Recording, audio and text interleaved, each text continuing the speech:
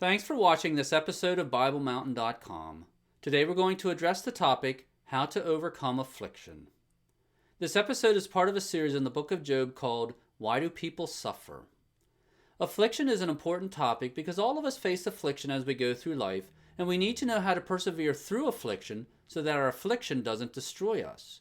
Job is a great example of persevering through affliction, so we're going to look at the hope and optimism he had when he was in the midst of his great affliction, and then we'll look at several passages in the New Testament which give us some promises to cling to as we go through our affliction. Let's start with some context. This is a map of the Middle East showing the nations of the Middle East as they exist today. It is about 2,700 miles from the left of this map to the right of this map, and it is about 3,000 miles from Los Angeles to New York City. So what you see here is about the size of the United States. This is what the topography looks like.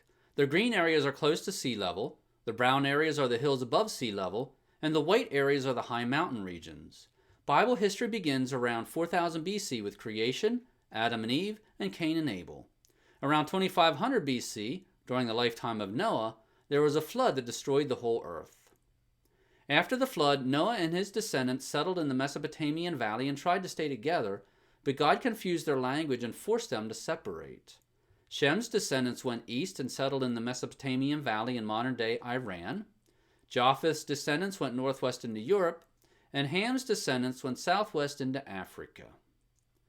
Around 2000 BC, there was a descendant of Shem named Abram who lived in Ur.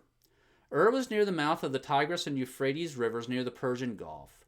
God told Abram's family to move, so they traveled to Haran, which was near the modern-day border between Syria and Turkey, and then eventually Abram and Lot moved to Canaan. In Canaan, Abram fathered Isaac, Isaac fathered Jacob, and Jacob fathered the 12 tribes of Israel, and the next 2,000 years of Bible history centered around the land of Canaan. We don't know exactly when or where Job lived, but he probably lived around 2000 BC, about the same time Abram lived, and Job 1 verse 3 tells us he lived in the east, which means he probably lived somewhere in modern-day Iraq or Iran, and he was probably a descendant of Shem. Now, let's review the story of the book of Job. The book of Job is a little unique. Most of the Bible tells the story of the nation of Israel. Job was not part of that story. The book of Job sort of stands alone as its own separate story. At the beginning of the book of Job, Job was healthy, wealthy, and wise. Then there was a dialogue in heaven between Yahweh and Satan was given permission to take away Job's children, possessions, and health. Next, 3 friends came to visit Job, and the bulk of the book of Job is a dialogue that took place between Job and his friends. Job spoke first, then Eliphaz, then Job, then Bildad, then Job, then Zophar, then Job again, and this pattern kept repeating. Near the end, a man named Elihu spoke, and then at the very end, Yahweh spoke, and he restored Job's health, wealth, and family. During this dialogue between Job and his friends, they were discussing why Job was suffering. Today we're going to look at Job 19, where Job insisted he was suffering because God was against him. Job also explained that his family and friends were abandoning him, but all of those troubles didn't stop Job from having some optimism, and we'll look at his optimism later. In order to understand today's passage, it helps to understand a little about Hebrew poetry. Unlike English poetry, which is all about rhyme, Hebrew poetry is all about repetition and contrast. Job 19 has both synonymous parallelism and synthetic parallelism. In synonymous parallelism, the poet keeps repeating the same idea over and over again in different ways. In synthetic parallelism, the poet makes a statement and then adds to it. As we read Job 19, I want you to notice 4 different sections. The first section is the first 5 verses. These verses were spoken by Job, and they are Job's transition from listening to Bildad to responding to Bildad. Look at verse 3. Job said to his friends, "These 10 times you have insulted me." Job and his friends repeatedly traded insults like this throughout their dialogue. The second section starts at verse 6 and goes through verse 13. In this section, Job kept saying God was afflicting him. Verse 6 is synonymous parallelism. Job said, "Know then that God has wronged me and has closed his net around me." Both of these lines say the same thing. Verse 7 is both synonymous parallelism and synthetic parallelism. It is synonymous because both these lines say the same thing. I cry violence, but I get no answer. I shout for help, but there is no justice. This verse is also synthetic parallelism compared to verse 6 because Job was adding to his thought in verse 6. In verse 6, Job said God was against him, and then in verse 7, he said he was crying for help but getting no answer. The rest of this section is synonymous parallelism. Job kept repeating his theme that God was afflicting him. For example, in verse 8, he said, God has walled up my way. And in verse 9, he said, God has stripped my honor. Over and over, Job stated God was afflicting him. The third section starts at verse 14. Again, we have both synthetic parallelism and synonymous parallelism. There is synthetic parallelism because up through verse 13, Job had been saying God was afflicting him, and then at verses 14 through 19, Job added to that thought by explaining the negative results of God's affliction, namely that Job's family, friends, and acquaintances were against him. Here in verse 14, Job said, my relatives have failed and my intimate friends have forgotten me. And then in verse 16, I call to my servant, but he does not answer. In verse 17, my breath is offensive to my wife. This section is synonymous parallelism because Job listed multiple examples of how God's affliction had resulted in people turning against him and forgetting him. The last section starts in verse 20 and is a diverse collection of thoughts. In verse 21, Job asked for pity. In verse 23, he desired to have his words written down and preserved. And then in verse 25, Job expressed some hope and optimism. We'll come back to this optimism later.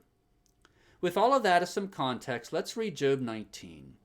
Remember, Job was describing his affliction. As we read, ask yourself if your affliction has ever been this bad. Perhaps you will be encouraged because your affliction has never been as bad as Job's. Or perhaps you will be encouraged because you will realize you aren't the only one who has been afflicted. Job 19. Then Job responded, how long will you torment me and crush me with words? These 10 times you have insulted me. You are not ashamed to wrong me. Even if I have truly erred, my error lodges with me. If indeed you vaunt yourselves against me and prove my disgrace to me, know then that God has wronged me and has closed his net around me. Behold, I cry violence, but I get no answer. I shout for help, but there is no justice. God has walled up my way so that I cannot pass, and he has put darkness on my paths. God has stripped my honor from me and removed the crown from my head. God breaks me down on every side, and I am gone, and he has uprooted my hope like a tree. God has also kindled his anger against me and considered me as his enemy. His troops come together and build up their way against me and camp around my tent. God has removed my brothers far from me, and my acquaintances are completely estranged from me. My relatives have failed, and my intimate friends have forgotten me. Those who live in my house and my maids consider me a stranger. I am a foreigner in their sight. I call to my servant, but he does not answer. I have to implore him with my mouth. My breath is offensive to my wife, and I am loathsome to my own brothers. Even young children despise me. I rise up, and they speak against me. All my associates abhor me, and those I love have turned against me. My bone clings to my skin and my flesh, and I have escaped only by the skin of my teeth. Pity me, O you my friends, for the hand of God has struck me. Why do you persecute me as God does and are not satisfied with my flesh? Oh, that my words were written. Oh, that they were inscribed in a book, that with an iron stylus and lead they were engraved in the rock forever. As for me, I know that my Redeemer lives, and at the last he will take his stand on the earth. Even after my skin is destroyed, yet from my flesh I shall see God, whom I myself shall behold, and whom my eyes will see and not another. My heart faints within me. If you say, how shall we persecute him? And what pretext for a case against him can we find? Then be afraid of the sword for yourselves, for wrath brings the punishment of the sword, so that you may know there is judgment. Again, what we read here was Job's description of his affliction. God was afflicting him, and that caused all his family, friends, and acquaintances to abandon him. However, Job expressed some hope and optimism at the end. Let's start reading again at verse 25. As for me, I know that my Redeemer lives, and at the last he will take a stand on the earth. Even after my skin is destroyed, yet from my flesh I shall see God, whom I myself shall behold, and whom my eyes will see and not another. My heart faints within me. Job was optimistic that better days were ahead, even if those better days were after his death. Was Job correct? Can we be optimistic better days are ahead when we are suffering through affliction? Keep something in mind about inspiration and inerrancy. Inspiration and inerrancy apply to the author of the book of Job. The author inerrantly recorded what Job said, but that doesn't mean Job was correct. Job was hopeful better days were ahead, but we can't use that to reassure ourselves that better days are ahead. Instead, we need to look at other passages to see if Job was correct and to learn how to overcome our affliction. Let's start with 1 Corinthians 10, verse 13. No temptation has overtaken you but such as is common to man, and God is faithful, who will not allow you to be tempted beyond what you are able, but with the temptation will provide the way of escape also, so that you will be able to endure it.